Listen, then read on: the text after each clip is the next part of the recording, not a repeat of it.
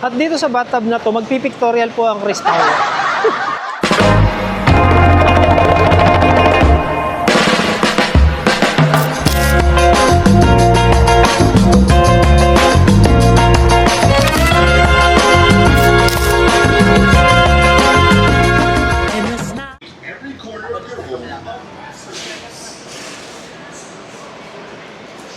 Magandang araw po sa inyong lahat mga kababayan, at ngayon nga pong araw na ito ay nandito kami sa Wilcon, Carmona. Yan ay para humanap po tayo ng mga gagamitin natin para dun sa pinapagawa pa rin natin na farmhouse, kasi meron pa po tayong mga kulang doon kagaya ng tiles para dun sa terrace, and then yung karagdagan na tiles para dun sa kusina kasi kinulang po yung tiles na nabili natin, and then siguro yung mga pang decorate, yung mga konting mga pan-decorate para dun sa bahay. Saka yun pong parang yung panel, parang WPC panel nagagamitin naman po natin dun sa yung WPC panel po nagagamitin naman natin dun sa harapan naman noong bahay. Kaya samahan niyo po kami ngayong araw na to. Mag-iikot po tayo dito sa Wilcon, Carmona. And nga po pala, gusto ko lamang pong batiin ng congratulations si Momay. Ayan, gaya nga po nung ipakita ko sa inyo na picture nung isang araw. At maraming salamat po sa inyong pag-like nung picture ni Momay. Si Momay po kagabi lamang ay nag-uwi ng title at ng crown. Siya po ang hinirang na Miss LNHS, which is yung kanya pong paaralan. And congratulations din po dun sa mga kasama niya, kasi 100% nung candidate na nanggaling sa barangay namin, which is Talautaw, LNHS Talautaw Extension, 100% sila po yung nag-uwi ng titles. Out of the 18 candidates, sila po yung tatlong nag-uwi ng titles. The second runner-up, first runner-up, and yung title na Mr. and Miss LNHS. Kaya naman congratulations, especially to Momay and of course to the rest of the winners. And syempre, ganun din yung mga kasali doon sa pageant na yun. Kasi talagang, habang nanonood ako, sabi ko, ang gagaling ng mga batang ito. Wala talagang, ang hirap pumili kasi lahat sila magagaling. Kaya congratulations sa lahat ng nag-join. You're all winners. Kasi ang gagaling ninyo, yung mapili pa lamang kayo at makasali dyan sa klase ng patimpalak na yun at i-represent ang inyong mga school, napakalaking bagay na nun. Ibig sabihin lamang nun na may nakita sa inyo ang inyong mga paaralan, and they are proud to choose you as their representative para dyan sa ganyang klaseng patimpalak. So yun, sa mga susunod na video po, ipapakita po natin or pupuntahan ko po si Momay, kasi dapat talaga pinuntahan ko si Momay nung nakaraan bago ako umalis ng Mindoro. Kaya lang, nandun na po pala siya sa kabilang isla. So pupuntahan po natin siya pag-uwi ko ng Mindoro, dahil meron din pong ipinapabigay si Tita from Mandora. Tita from Mandora, thank you so much po sa inyong suporta sa kay Momay po. Ayan. So meron din siyang surprise naman, hindi ko sasabihin ko para kanino, pero meron din siyang pinapabigay sa isang tao pa na malalaman po ninyo sa ating susunod na video. Ayan. So yun, actually kaya po tayo napunta dito ulit sa Wilcon, kasi apparently yung nabili po natin na tiles para dun sa flooring nung kusina, kulang po siya ng 2 box. So ngayong araw na to, kailangan nating makabili nung 2 box na yon para makumpleto, kasi kanina kausap ko si Papa, yung gumagawa dun sa flooring natin, kulang pa daw po ng 2 box yung ano. So medyo kinulang yung ating estimate dun sa tiles na yun, kaya kailangan natin siyang mabili ngayon para madala na rin po natin bukas pagpunta natin ng Calatagan at pag-uwi ko ng Mindoro.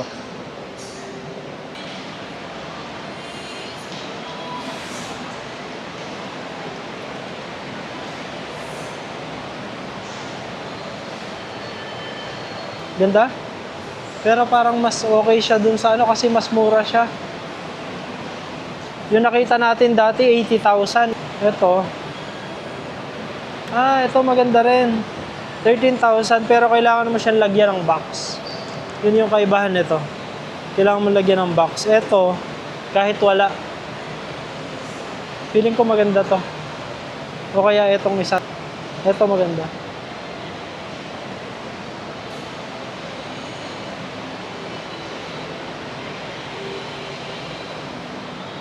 Itong iba kasi kailangan lagyan ng box eh. Hindi kagaya nun. So, susubukan na rin po natin maghanap ngayon ng tiles na nagagamitin na din natin doon sa terrace nung farmhouse.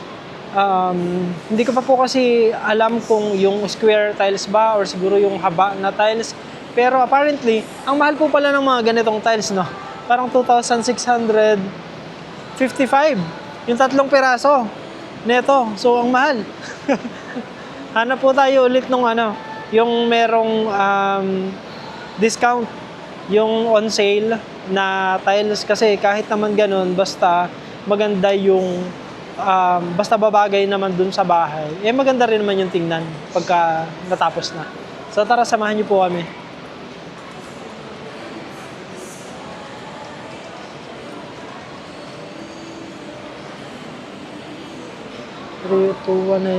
Ay, 2198 to.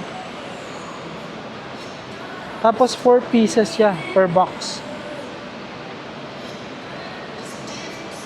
So, pumapatak ng magkano na lang to. Ito ay pumapatak na 2198 divide by 4. 549 ang isang piraso. Itong isang ganito, 549 ang isang piraso kasi 2198. Pero, ano pa din? Mahal pa din, no? Sige. Puntahan muna natin yung kailangan natin ngayon. Yung para sa flooring.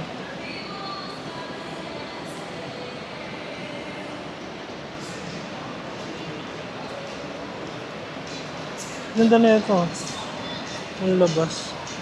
120, 4 piece per box. Ganda to, no?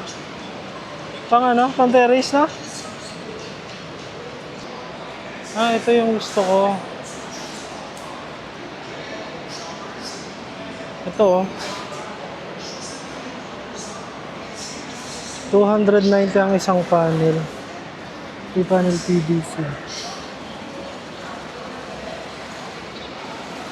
290. Parang maganda to dun sa dun sa labas, dun sa may harap ng terrace. Try natin. Hanap tayo ng iba. Tapos ito naman 640. 640. Parang bagay to sa isang piraso, 640. Tingnan natin tong iba. Ito 1196. 1196. Ito pwedeng outdoor. Per piece. Per piece. Ayan po, so unfortunately, wala po dito yung hinahanap natin na kagayang tiles. Kaya mukhang titingnan na lang po natin dun sa Wilco na Sugbo, yung madadaanan natin kung saan may bibilhin din po ako doon na tiles, yung para naman sa terrace. Pero dito mukhang wala po. So, mukhang gi-give up na tayo ngayon. Kasi wala tayong makita dito. Pero kung sakaling wala din doon sa Wilco na Sugbo, baka balik ko na lang ulit next week. Kasi pag uwi ko po bukas ng Mindoro, balik ulit ako next week, Wednesday naman. Kasi nga, kailangan kong pumasok ulit ng office, tapos may mga bibilhin pa po ulit. So, yun. Sige po, let's go. Mukhang wala siya talaga eh. Iniisip ko kung lagyan ko ng variation yung tiles doon sa doon sa terrace. Parang yung isa, muna, dark. Yung unang tuntong, dark, tapos ito. Ano kaya?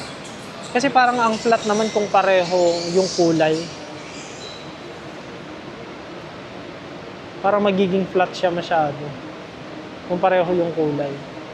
Inisip ko parang yung unang baitang is medyo dark, tapos light yung pangalawa, and then, kasi magiging dark yung wall eh, dahil lalagyan siya nung PVC panel. Tapos yung kalakhan nung terrace din, pwedeng dark din siya kasi light naman yung wall doon.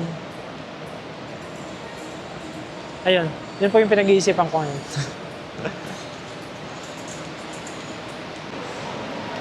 Ayan, so nagdesisyon na po tayo na bibili na po tayo ng bathtub para doon sa CR. Di ba kung maalala nyo po, meron doon provision for bathtub talaga. So ngayon, naghanap tayo ng medyo maganda naman yung itsura pero hindi mahal. Hindi po kasing mahal nung unang tinignan natin. So nakakita naman po tayo dito sa Wilcon Carmona. Nandito po kami ngayon sa Wilcon Carmona. At nakakita naman po tayo ng magandang bathtub na hindi ganun kamahal. Hindi siya sobrang mahal, pero maganda po yung itsura. Ito po yun. Ayan. Ito. Ayan. So, kailangan lang po niya ng hiwalay na faucet para dun sa tubig. So, yung pagkakagawa po kasi nung CR talaga natin is, kung mapansin nyo, meron siyang nakaabang talaga na faucet para dun sa isang dulo. So kung ikakabit po ito, dito sa side na to, mapupunta yung faucet na yon. Kaya saktong-sakto dito sa design na ito, and even yung laki niya, saktong-sakto dun sa provision na ginawa natin dun sa size na yon. Kaya tingin ko ito na talaga yung kukunin natin. Tinanong ko na kay ate, sabi niya kakasya naman daw dun sa pickup. Kaya lang ibubukas yung ibaba, yung harang ng pickup para siya magkasya. So ipapasiguro na lang natin na secured yung pagkakatali, kasi mula doon ay hindi na natin siya ibababa. Idediretso na natin siya sa bangka bukas pa uwi ng Mindoro. Kasi ito yung sukat na sukat doon sa provision natin ng bathtub para doon sa farmhouse. At dito sa bathtub na to, magpipictorial po ang Crystal. Actually, yun ang wish ko po. Yung makapag-pictorial sana sila dyan. Pero yung wholesome pictorial ba? Na yung artistic pictorial para sa Chris Pao. Kaya lang, syempre, hanggang ngayon nga po, hindi pa rin natin sure kung makakasama si Krishna. Pero I think merong chance na makakasama si Krishna. So, let's hope for the best na makasama siya. Just in case, syempre, nire-ready din natin yung mga bagay-bagay kung sakasakali na makakasama siya kasama ng buong Pugong Viajero team. Ayan, sana magkaroon ng pictorial doon, no? Ayan. Tingnan po natin kung mangyayari. Who knows, di ba? Sa mga susunod na araw. Ayan po, so ibabalot nila ng clean wrap, and then bago nila ikahon, then bago nila ikarga dun sa sasakyan. So sinabi ko po na sila na yung magtali, kasi baka pag ako nagtali hindi ganun katibay. So yun.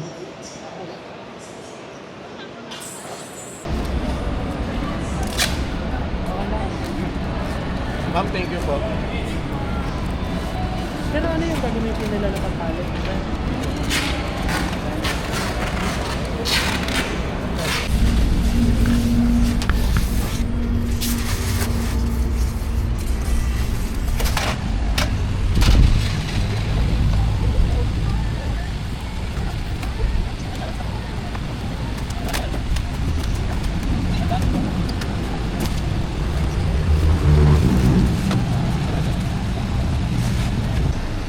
Ayan, so ilagay po natin sa likod ng sasakyan. Pero kasi istro yung ginagamit nila na panalo, so sabi ko hindi istro yung kasi nga pag naghang to baka bumagsak yan. So pinapaano po natin ng mas matibay na tali ito, kasi labish siya dun sa sasakyan pagka naka-close. Pero sinabi ko naman siya kanina, sinukat pa nga nila yun, alam nila na open yan. Kaya sinabi ko na wag istro yung panalo. Ayan po mga kababayan, so nandito na naman po ulit tayo sa SM Santa Rosa naman, dahil ngayon ay i-claim naman po natin yung padala na allowance ni Dr. Samantha Craig kay Christine. Ayan, so si doktora po sa kabila ng kaguluhan na nangyayari ngayon dun sa Middle East, awa ng Diyos ay maayos naman na daw po yung sitwasyon nila ngayon. Though nung nakaraang araw talagang medyo may panic na nangyari din dun sa even dun sa malapit dun sa kanilang establishments. Pero ngayon naman po ay sabi ni doktora okay na daw po yung sitwasyon nila doon. So thank God na okay na po sila at sana ay magpatuloy na okay na po yung maging sitwasyon ng mga kababayan natin na nasa sa Middle East. So ngayon po ay kukunin muna natin yung allowance na padala ni Doktora. Doktora, thank you so much po sa inyong patuloy na suporta kay Christine na sa ngayon ay patuloy na maayos na nakakapag-aral sa kanyang ALS program at matatapos na po yun ngayong end of March. Meron po akong magandang balita para kay Christine na siyang sinabi ni Doktora pero yun po ay ilalaan ko na lamang sa isang araw pag nag-vlog po tayo na nandoon po tayo sa kina Christine mismo, dun sa Pinagbayanan. Pero yan po ay napakagandang sorpresa para sa scholar na si Christine. Kaya naman, antabayanan niyo po yun mga kababayan dahil for sure, alam ko, matutuwa din po kayo sa balita po na yan. Thank you.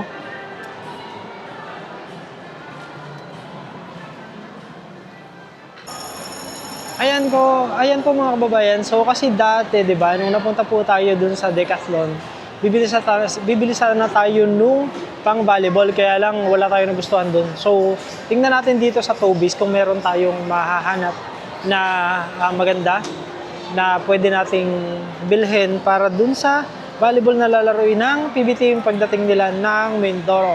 Let's go!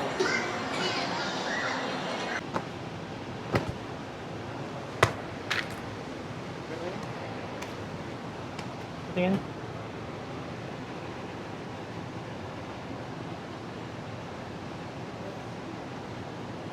EV, Creep Official, 1395.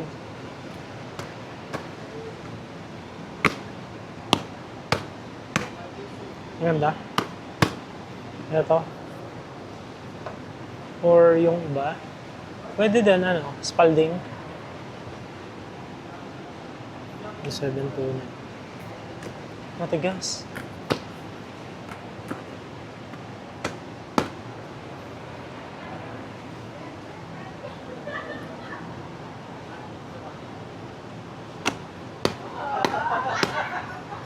Maganda ba yan?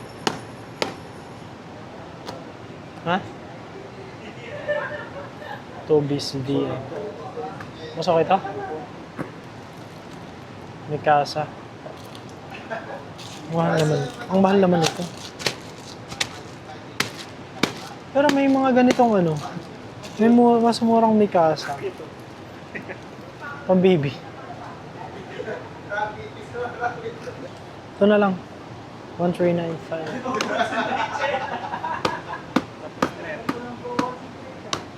Excuse me. May bago kayo nito? May bago ba?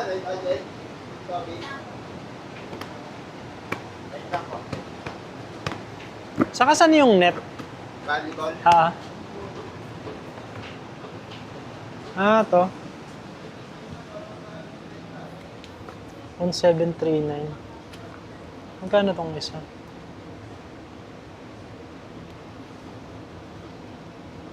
Anong presyo?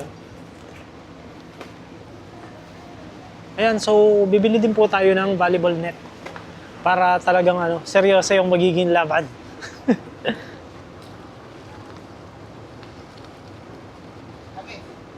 Okay ito, no? Ayan. Okay. So ayan, so ito na po yung bibilihin natin. Magpapa-tournament tayo sa PB team kung sino ba magaling doon. Sa kamala nyo, yung may team sa Talaw-Taw na magaling, ipapalaban natin sa PB team. Ito na po bibili natin. Ayan po guys, so unti-unti nang nakukumpleto yung ating listahan ng mga kailangan para sa pag-uwi ng PB team. Pero, tingnan nga natin tong dito sa Ito.